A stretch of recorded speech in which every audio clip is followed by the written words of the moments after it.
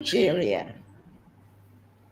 I am Dr. Eleanor Wadinobi, a co-founder of the Every Woman Treaty. I'm also international president of the Medical Women's International Association. I welcome you once again to the Carter Center Forum for Human Rights.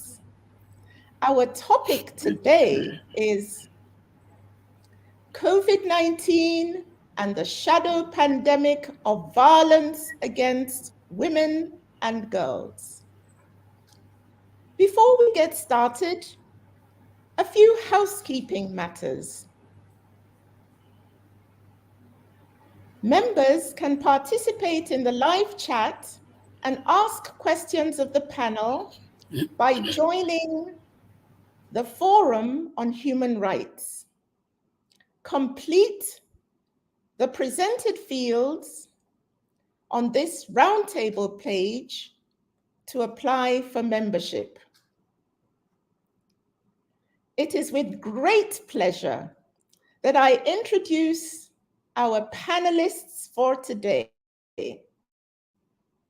First, let me introduce Catherine Seelys.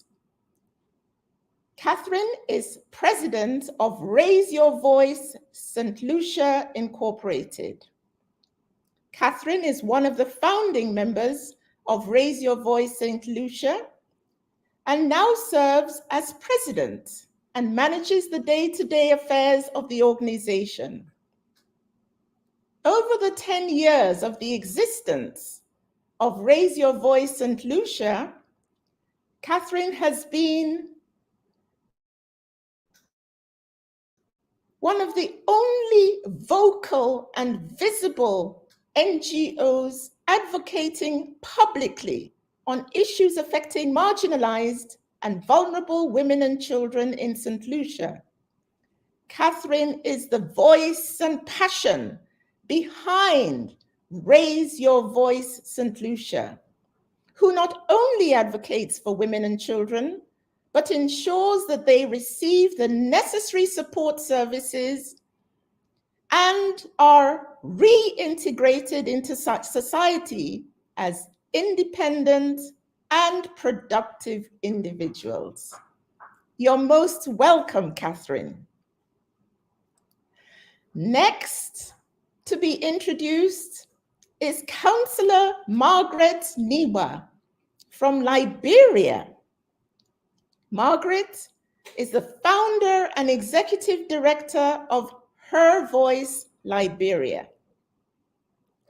Margaret is a public interest lawyer, feminist, and human rights activist. She's the founder and executive director of Her Voice Liberia, which provides legal services and access to justice for marginalized and vulnerable women and girls in rural communities. During the COVID-19 pandemic, which led to a global rise in domestic violence, she launched a mobile legal clinic that served more than 300 women and girls in rural areas.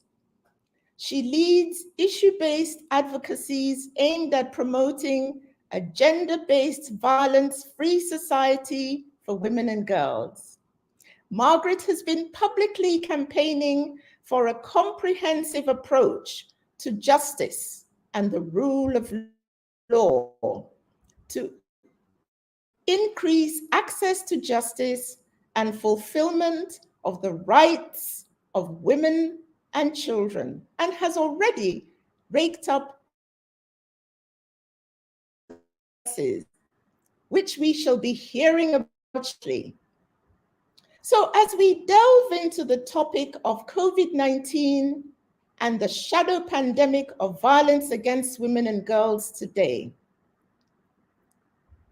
we know that the COVID-19 pandemic caused a spike in the pre-pandemic estimates published by WHO, indicating that 1 in 3, that's 30% of women, have been subjected to either physical or sexual intimate partner violence or non-partner sexual violence in their lifetime.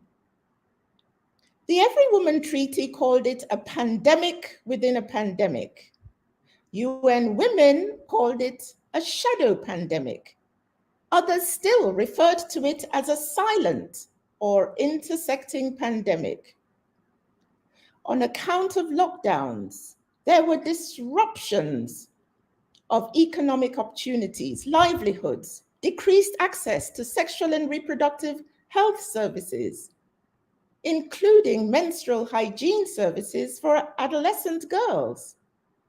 School closures meant more early marriage. Hampered response by human rights defenders like myself led to more cases of harmful traditional practices like female genital mutilation and harmful widowhood practices.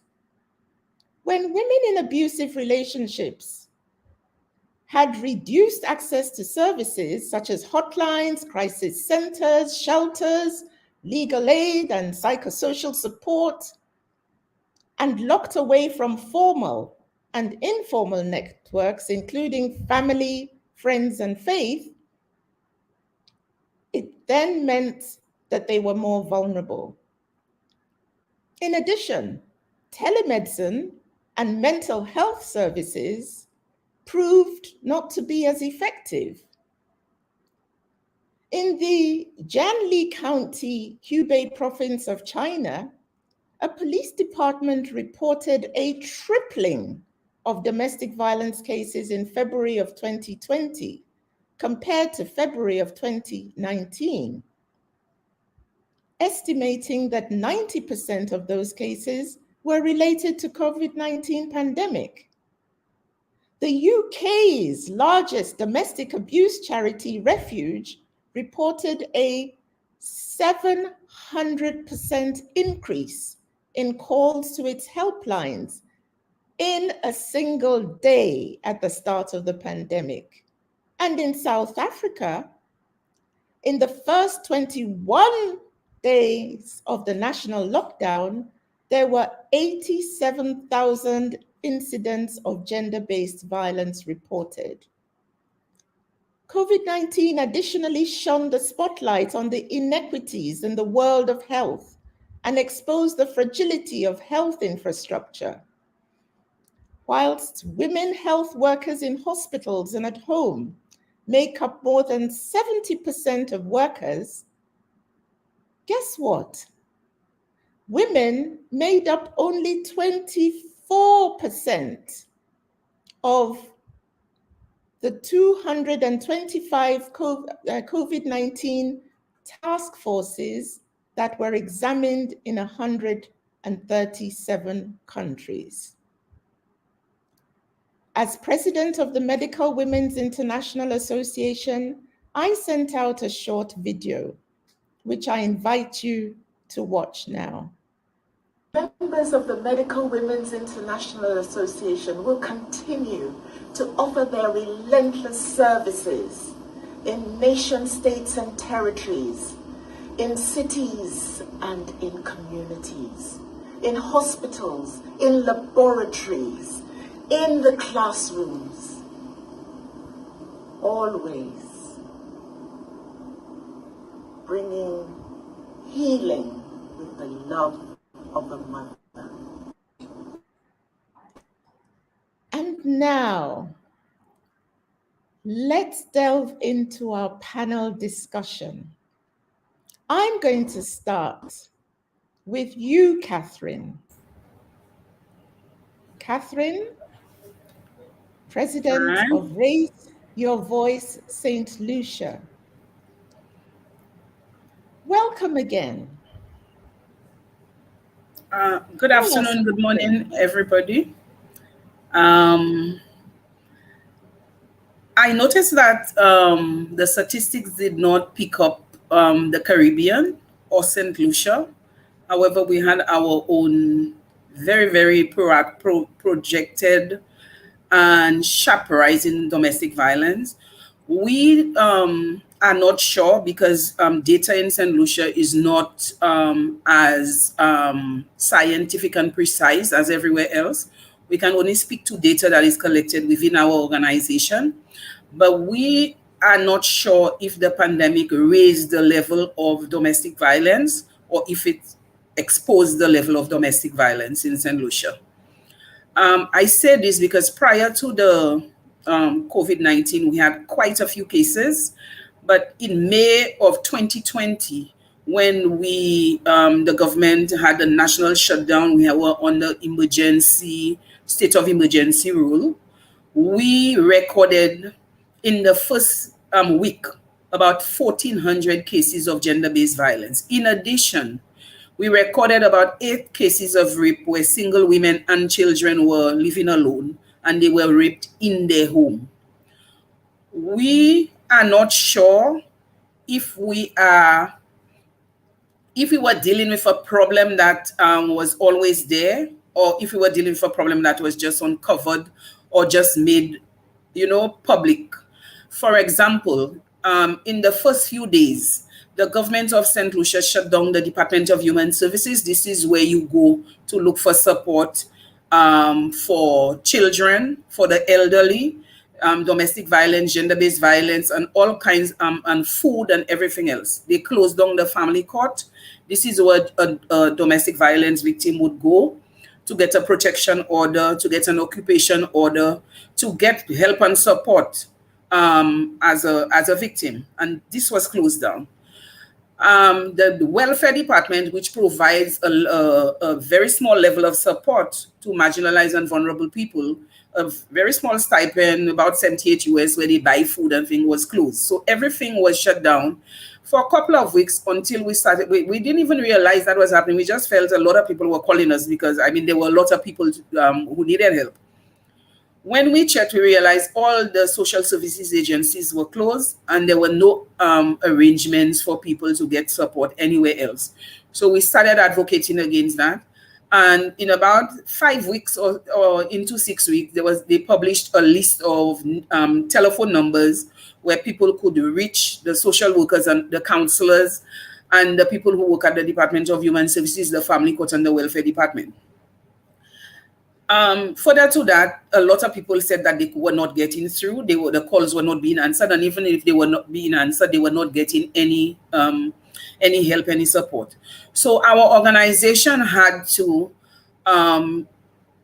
pick up some of the slack because we have 3 safe houses. The 3 safe houses takes a maximum of 26 people. The government of St. Lucia have 1 safe shelter. It takes a maximum of 7 people.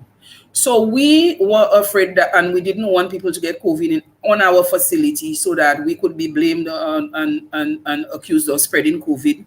So we had to implement a number of measures, including virtual counseling.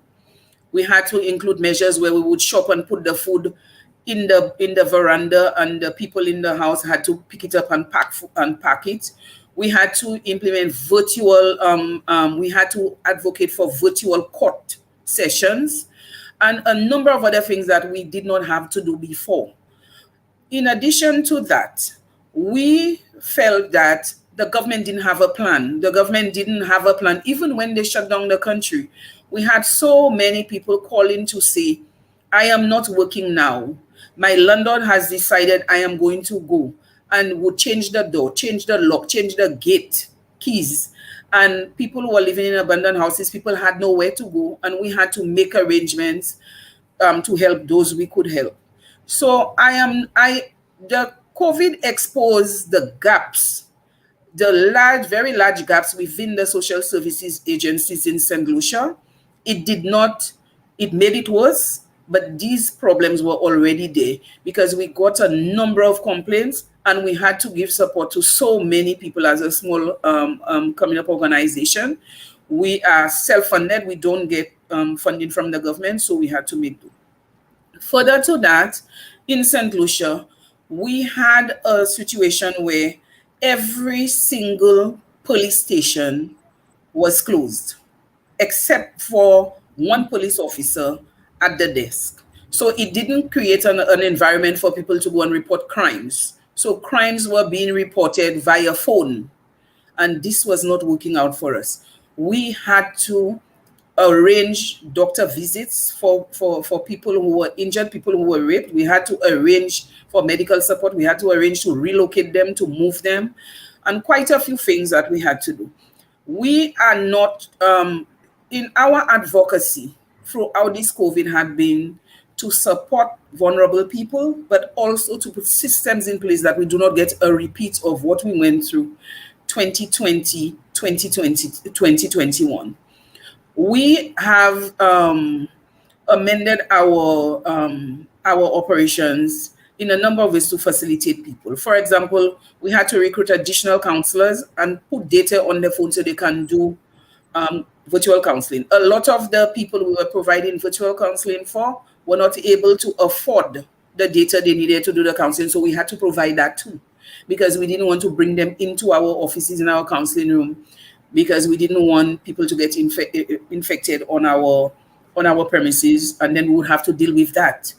We had to go into providing food, so we got into establishing a pantry and making sure that particular people had food at particular intervals so that they wouldn't starve. We had to go into supporting some foreign because we don't have enough space to support everybody. So we had to support them with rental payments. And then what created the biggest problem for us in St. Lucia was when the government reopened school virtually. Everybody had to be in school virtually. But we have a large portion of the of the population out of 170. They do not have electricity, number one. They do not have internet access. They do not have digital devices. And even if they do, their parents probably cannot support them because they may be young. So that created another issue. We were able to source some form of support in devices, and a few times we were able to provide electricity or ask a neighbor to share and whatnot. But these problems have not gone away. COVID has abated somewhat in St. Lucia, although we realize the cases are going up. We are at 100 and something, 60 something daily.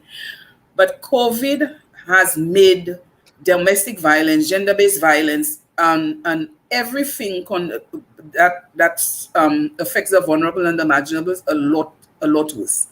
The good thing that came out of COVID, our advocacy, resulted in the enactment of a new domestic violence bill, which was in draft for 21 years, because we felt that the old domestic violence bill didn't provide the protection. And even if we were able to provide the support services, the legal and the legislative protections were not there.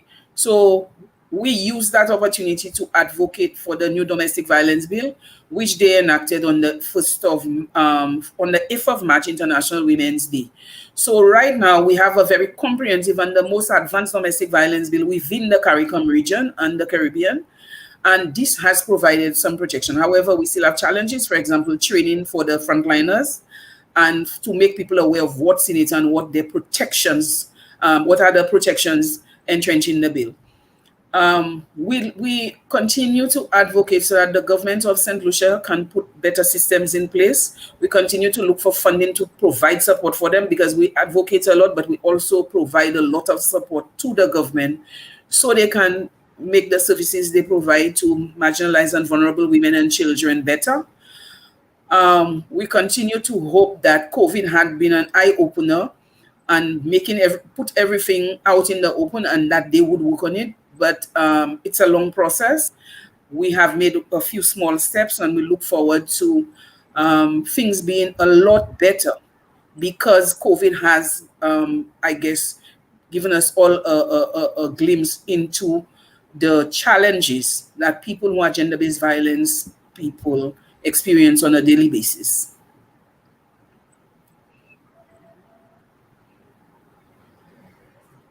Thank you so much, Catherine, for sharing with us, I would say, very courageous steps that you step in to fill the gaps where there were shortcomings on the side of the government. it's astounding to hear that, the police stations also were closed. But exactly as the name of your organization says, you raised your voice on behalf of the voiceless, Catherine. So now let's turn it over to Margaret. In another part of the world, Margaret, tell us a bit about your work in Liberia. I know you have stories about cases that triggered public outrage during the COVID-19 pandemic. Let's hear them, please, Margaret. Okay. Good morning and or good afternoon to all. So, gender-based violence was on an increase even before the pandemic in Liberia. And with the pandemic just exposed the system that we have. And during COVID, there were a lot of cases that triggered the public and that triggered advocates to get more concerned about the issue of gender-based violence against women and girls in Liberia. For example, some of the cases that we experienced during the COVID, a 19 years old boy who used razor blade to mutilate a 3 years old baby just to have access to a private parts. And the reason those things happen is because of the lockdown. During the COVID, girls were not allowed to go to school. They had to stay home. They were more vulnerable. They were exposed to some of the abusers in their community. Another case that also triggered the public concern in June of 2020 is a 29 years old man who was charged for rape. This man had raped 2 years old and 10 months old twins girl. And how did he have access to those girls? During the COVID, during the lockdown, there were a lot of challenges in people accessing things, moving about. There were restriction on movement. So he had to spend some time with his with this family. And at the time he was spending with this family, school was not open. These twins girls were also exposed to abuse and they got raped. Another case that also triggered us during the COVID to show that the COVID also exposed the kind of system that we have in Liberia. We had a 15-year-old girl who brought a complaint about a man attempting to rape her on the bus, and she got to the police station. Imagine getting to the police station where you need a safety net to be able to protect you. The police, while she was under the custody of the police, this 15 years old girl was also raped by a police officer under the police custody. That also showed that gender-based violence has declared war on the bodies of women and girls in Liberia.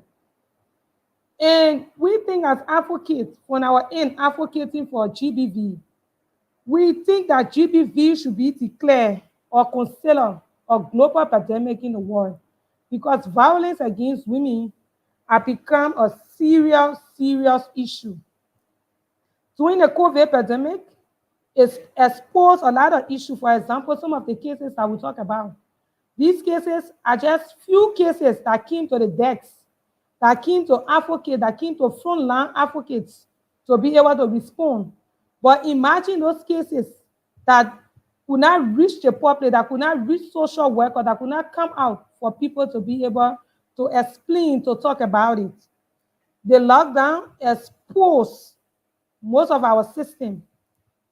We already had a very weak referral system in terms of responding to gender-based violence, but with the lockdown, it exposed it more because there was limited access to most of the basic social services.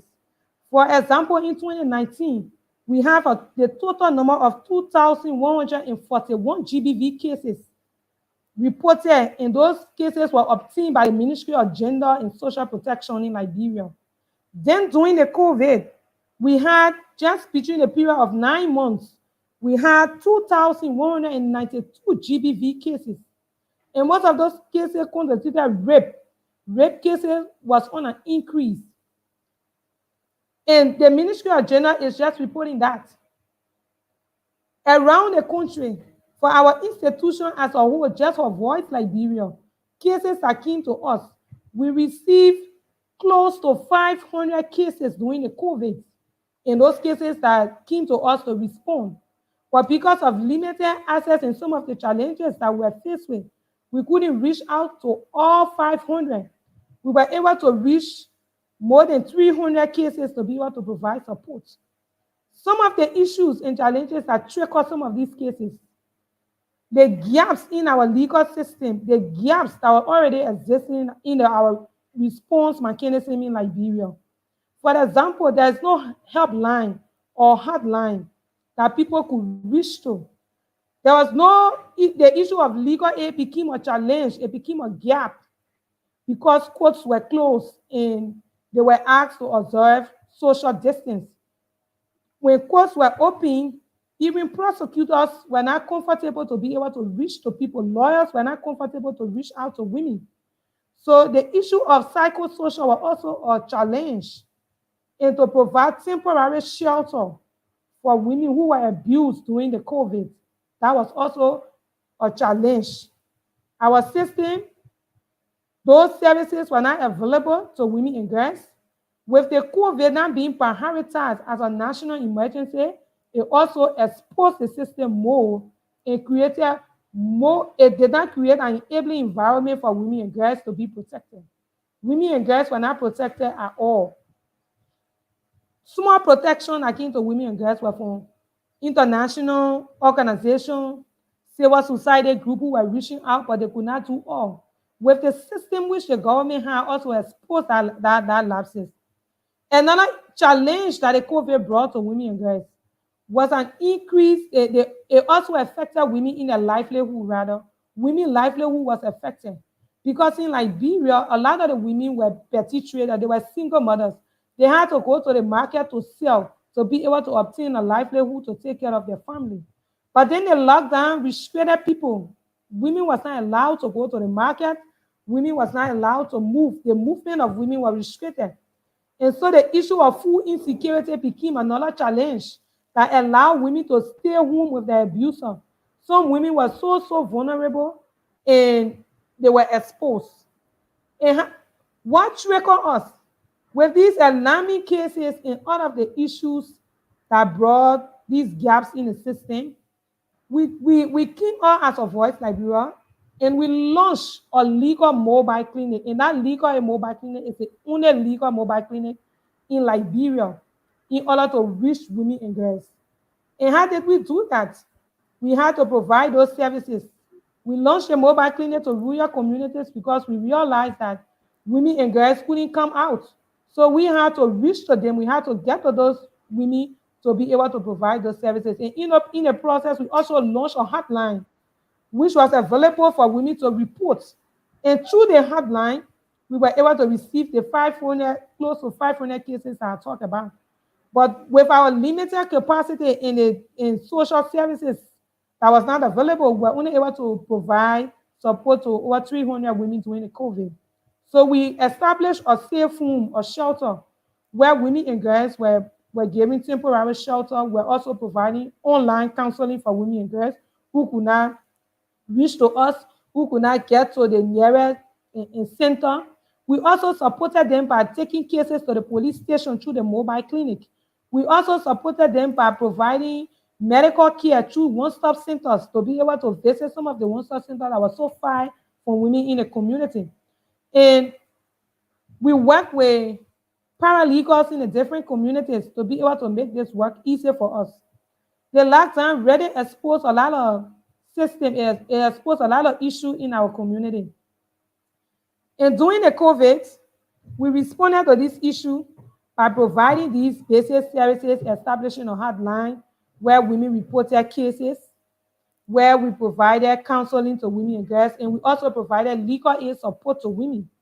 And we believe that there's a need for the system to be fixed. There's a serious issue and there's a serious gap. So we are calling on government that, especially in Liberia, that the prevention, GBV prevention response should be treated as a national emergency, because there was no, the COVID also exposed countries in Africa, including Liberia, because there was no budget set aside for national response when it comes to GBV. And because of that, most of our women and girls who were already victimized, they were violated more. And the issue of violence increased even more than the cases we had before, because they were not prepared to respond to these issues, and there were no emergency response mechanism available to address some of the issues and challenges that women were faced with. So we therefore calling on government, especially the government of Liberia, to be able to prioritize GBV as a national emergency response in Liberia. There should be a budget allocated for GBV issues, and they should be giving serious attention, like the COVID. Like I said before in my opening statement, that GBV has declared war on the violence of women, and gender-based violence should be considered as a global pandemic. Because if you look at statistics, you look at issues, you look at cases around the world, the cases were all the same, the issues were all the same, but they were just being transformed in different ways. So if you look at statistics, you go to Kenya, you go to South Africa, you go to Ghana, Nigeria, they were all facing the same issues and the same challenges. And even you come to America, Europe, they were also facing the same issue. So GBV should be considered a global pandemic and should be given a serious national, global attention to be able to address some of the issues that women are faced with. And we are also calling on African government in general to ensure that emergency GBV services exist to be able to protect women. And during any pandemic, those services should be accessible so that women and girls can be able to access those basic services to be able to address some of these issues, some of these challenges. And there should be system put in place to be able to prevent violence from taking place. We shouldn't wait for a pandemic or these issues that already exist. We shouldn't wait for it. There should be a system in place. For example, some of the system we think is very key and important in addressing this issue is to provide legal aid to women and girls. First response services, for example, medical support, medical services. There should be national shelter so that women can be able to access and shelter with their children. Jesus. Hello? So that women can be able to access some of the basic services. We can hear you. So looking, okay, I thought I was cut off, sorry. So looking at being a fellow of the Area Woman Treaty, and looking at the treaty that the Area Woman Global Treaty, we believe in the Area Woman Global Treaty. That is key. So we are asking governments in countries to be able to consider and prioritize the Area Woman Global Treaty, because the treaty will be able to address issues. The treaty is in full and will be able to address some of the basic services, some of the challenges and lapses that we have faced, that were going on during the COVID, during the pandemic, even before the pandemic. They're talking about basic social services. They're talking about hotline I talked about before. So we believe in this treaty, and we think government and countries, and even my country, Liberia, should be able to consider and prioritize the global treaty so that we'll be able to protect women and girls and provide those basic social services for women and girls in the world, and especially in Liberia. Thank you. Thank you so very much, Margaret. True.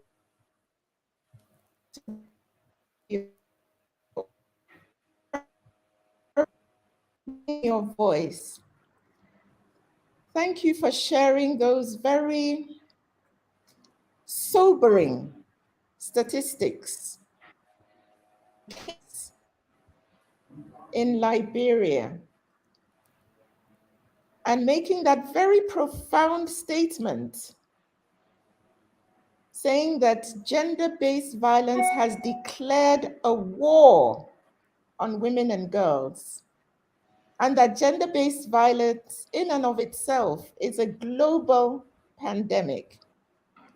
It was exciting to hear how you set up legal mobile clinics and one-stop centers. Thank you also for sharing the solution. Like Catherine spoke about a bill in St. Lucia, you have also spoken about a global treaty to end violence against women and girls. Indeed, I can say now that, yes, we do have regional treaties. We've got regional treaties in Europe, that's the Istanbul Convention. We have in Africa, the Maputo Protocol. In South America, we have the Bellum de Para. Those three regional treaties put together still leave out 75% of women and girls around the world. The Every Woman Treaty, as you have so eloquently stated, has five very simple interventions that have proven to work, called the Whole Hand Framework, where we're looking at ensuring that we have laws where they exist and there are gaps to be improved, as Catherine shared with us in St. Lucia, but knowing full well that the law in and of itself is just the start. We need to train first responders, doctors like myself, lawyers, magistrates, the police. How very sad that you shared with us the story of violence, sexual violence happening in police custody. So these responders all have to be trained. Thirdly, it's crucial that we have improved services, the sorts of services that Catherine shared with us, and you yourself, Margaret, regarding one-stop centers, improved and working hotlines. We need prevention education. How do we, right when boys and girls are young, teach them to respect one another? And as you have eloquently said, Margaret, funding, dedicated funding to end violence against women and girls, and data and monitoring. So the palm represents data and monitoring. Very simple interventions that are an integral part of the Every Woman Treaty, interventions that have proven to work.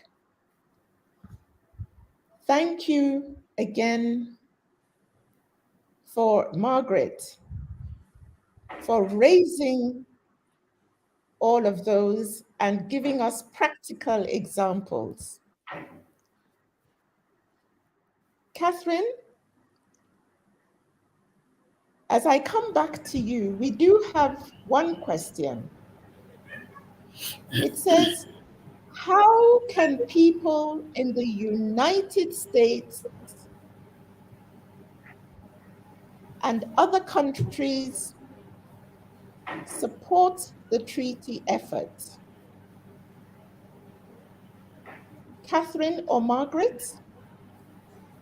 Can any of you take that question, how they can practically support the global treaty effort? I can say I think it's important that people sign on to the treaty online, go on everywoman's treaty.org and support, but also to advocate locally for the treaty to be part of the list of legislation and tools in our toolkit that will be part of the fight against domestic violence, because it is simple, it is clear, and it provides a roadmap on how governments, organizations, countries can put systems and structures in place to minimize domestic violence. Thank you, Catherine. And yourself, Margaret? Okay, so we believe that people should sign up to the treaty. People should sign up to the treaty, and we should use the treaty to also create awareness in our different countries to make our government and create wider awareness for people to know about the treaty and have an in-depth information what the treaty is about, so that people see and realize that the treaty have all of the foreign legal framework and all of the things and issues that we need to address gender-based violence in the world is placed within the treaty. So we need people to come and sign on to the treaty. And we also need to create more awareness in our different areas, in our different countries, in our different space of work, to tell people about the treaty, to read about the treaty, and get more informed in signing and also advocating for the treaty. Thank you so very much for those very practical suggestions. And might I add that we do have website up on the screen. As an individual,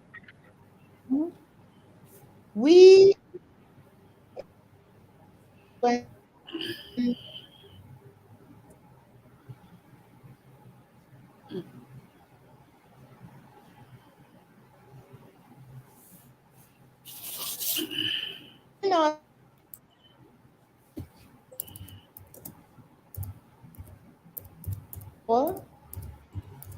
go to everyone, sign up to the people's next circle of influence for your organization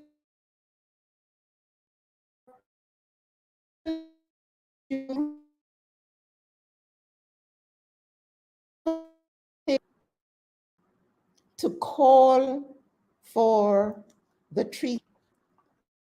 You know, Margaret made a profound statement. She said, it's a global pandemic. And that is why today we're talking about violence against women and girls as a shadow pandemic, a pandemic within a pandemic, a layered pandemic, an intersecting pandemic. We can advocate for our governments, call our government to make that pinnacle of commitment in calling for a global treaty to end violence against women and girls. I have a saying that every opportunity is a treaty opportunity. In the highways, in the byways, talk about the need for a treaty. Whenever a sad case is shared, like we heard from Catherine and Margaret today, It's a time for us to say to the powers that be, it's time for a global treaty. The treaty is up on the Every Woman website. Years of work that looked at every piece of legislation regarding violence, looks at the gaps, and also has recommendations for addressing the gaps.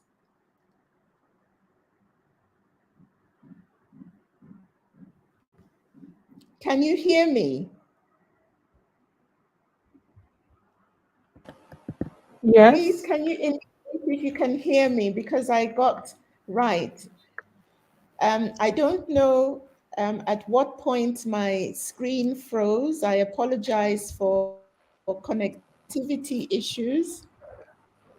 I was just adding my voice to the voice of our erudite panelists.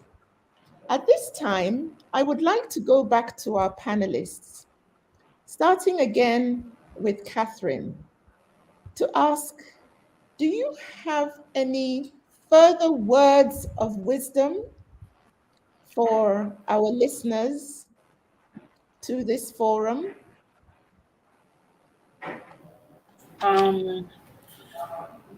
During the height of the pandemic, that is the time when we were on the state of emergency with 24-hour curfews.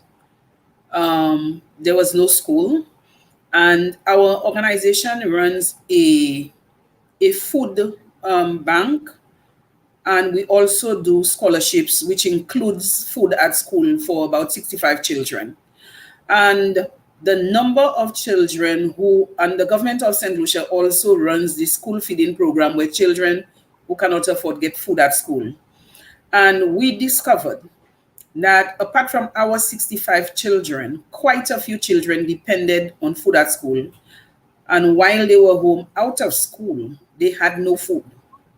So it was touch and go. We could not meet the demand, although as the video that we have shared, we get support from the government of Canada. We get very good support, which goes to our support services. We also get support to from the Inter-American Foundation, which is a subsidiary of the US Congress, so that we can provide economic empowerment for women. And these efforts were not sufficient. In the tourism industry in St. Lucia, we have about roughly 20% of the population who are women, and they are the ones who work within the hospitality sector. At that time, all the tourism plants were closed, and everybody was at home. So people who had left domestic violence relationship for quite some time went back to domestic violence because they couldn't afford their rent, and they couldn't afford food, and they couldn't afford digital devices for their children, they couldn't afford data. So we had a crisis on top of a crisis, and we are well aware that this crisis is not over because the hotels have not back at full capacity. A number of businesses closed down. Women who were self-employed, who had micro businesses, they couldn't recover after the government reopened the country. So they lost their business. There was a time when the country was divided into, we were a small island, 48 square miles, but they divided the country north and south. And women farmers who are who are the ones mostly feeding this nation had to stay home. They couldn't go into the garden. They couldn't travel to the main market in Castries to sell their stuff. So they had to, a lot of their stuff stayed unspoiled. So that means they were not getting any income. So the stories go on and on with respect to how women and children were affected during COVID. And a number of issues has not been addressed. And we continue to advocate on the on the gaps within the social services. We also continue to work. For example, we have a small grant from the US State Department for an organization in the Dominican Republic called COIN, where we are providing support to social services so that they can upgrade the quality of service and the level of service quality in St. Lucia. We have made small steps, but we have a long way to go. So domestic violence in St. Lucia is quite widespread. It's endemic. Cultural norms and practices, and the fact that the country was a former colony of Great Britain, and when we got independence in 1979, we got a lot of the laws, for example, criminalizing same-sex relationship, criminalizing abortion, marginalizing single women, marginalizing children born out of marriage, ensuring that if you're a common law relationship, you cannot inherit from your partner because the law doesn't allow it.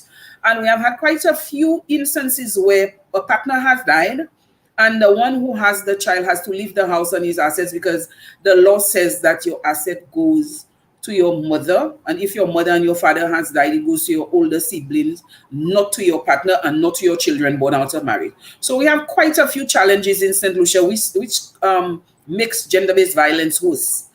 Gender inequality is a key factor. Legal marginalization and victimization of vulnerable and marginalized populations is another key factor. And we have had an election. We had a general election in July. We have a new administration. They seem to be a lot more progressive. However, there is still a lot to be done just to catch up from COVID and then to continue to get where we want to be. We are very, very far away. We have a civil code that marginalizes unmarried people because the genesis of this civil code came from the Catholic Church and was given to us by France, and we still have it. And our laws came from Great Britain. And every single law that victimizes and criminalizes people have been repealed by Great Britain for over 40 years, but we don't seem to be making any progress despite all our advocacy. So I believe that the Every Woman's Treaty is another tool that we can use to see how we get to where we need to go. Thank you, Catherine. As you've said, still a lot to be done. And thank you for sharing, still so many challenges, but there is hope. There is indeed hope. Margaret, your parting words of wisdom and hope for the audience, please. You're muted.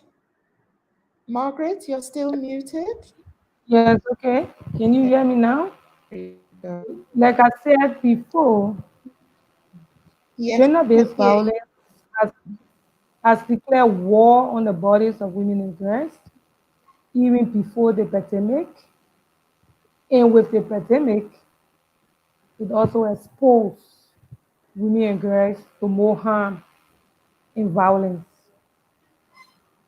So with Liberia, looking at our context, we have a domestic violence act, which has some legal gaps that need to be addressed to make the law more effective to protect women. We also saw that the president announced domestic violence as a national emergency. But we believe now that domestic violence should be considered as a national emergency, not just to announce, but it should be exercised in your actions so that those basic services that are lacking should be provided.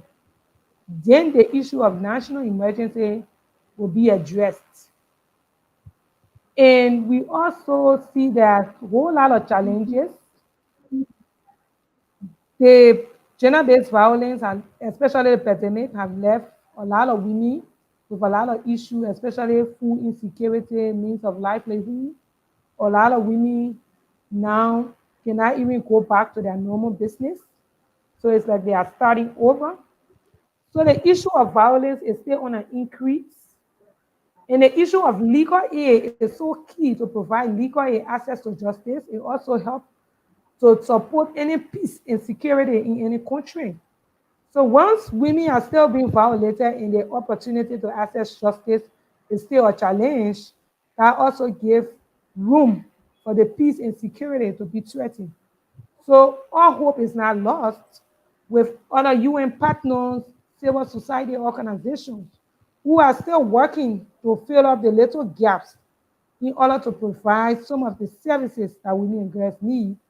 We still feel there is need for more. For example, like we talk about social services like the hotline, there's a need. When it comes to GBV in Liberia, there's no specific hotline that we need to report. The issue of data monitoring and documentation is also an issue. We believe that these issues should be addressed in order to raise the hope of women and that women will have a safe space to move around, for their voices to be heard. And for their voices to be heard and for women to access justice, it's not about going to court to win a case, but having access to those basic services. So we still believe that something needs to be done, looking at all of these different gaps and issues, and also prioritizing the every woman treated, like we talked about, like the foreign framework, which also discuss all of the issues and challenges that is not just unique to Liberia, but it's also people are faced with those issues in other countries. So as we consider and think and work and advocate towards any gender-based violence against women and girls, we should also consider GBV as a global epidemic, like I said, to be able to prioritize it and make sure that these different challenges and gaps are filled and women and girls will be protected, that they will have an enabling environment to be able to speak out, to be able to move, and the adequate services will be able to function effectively for women and girls. So there is still hope. Hope is not lost, despite there have been wars on our bodies, but we still look forward to addressing and campaigning and advocating for sexual and gender-based violence in Liberia. Thank you.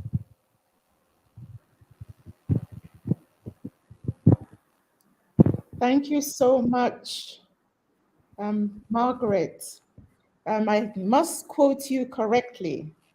You said gender-based violence has declared war on the bodies of women and girls.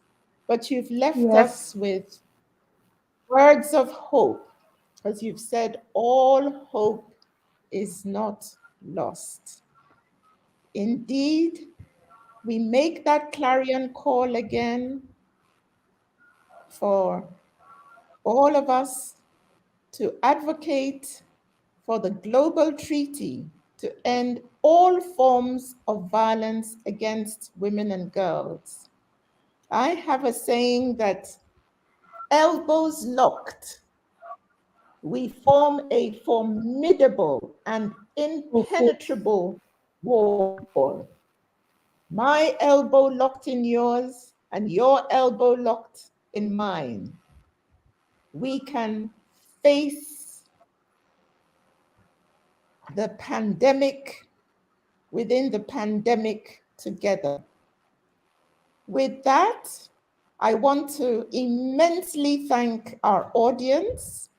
I would like to encourage the ongoing discussion at the Forum on Human Rights, and that is forum@cartercenter.org. I am left to thank our amazing panelists. Once again, Catherine Seelys, President, Raise Your Voice St. Lucia Incorporated. Counselor Margaret Nigba, Founder and Executive Director of Her Voice Liberia. Once again, thank you to all those at the Forum on Human Rights at the Carter Center for providing this platform for today's discussion. I remain Dr. Eleanor Wadinobi, co-founder of the Every Woman Treaty and international president of the Medical Women's International Association. Bye for now.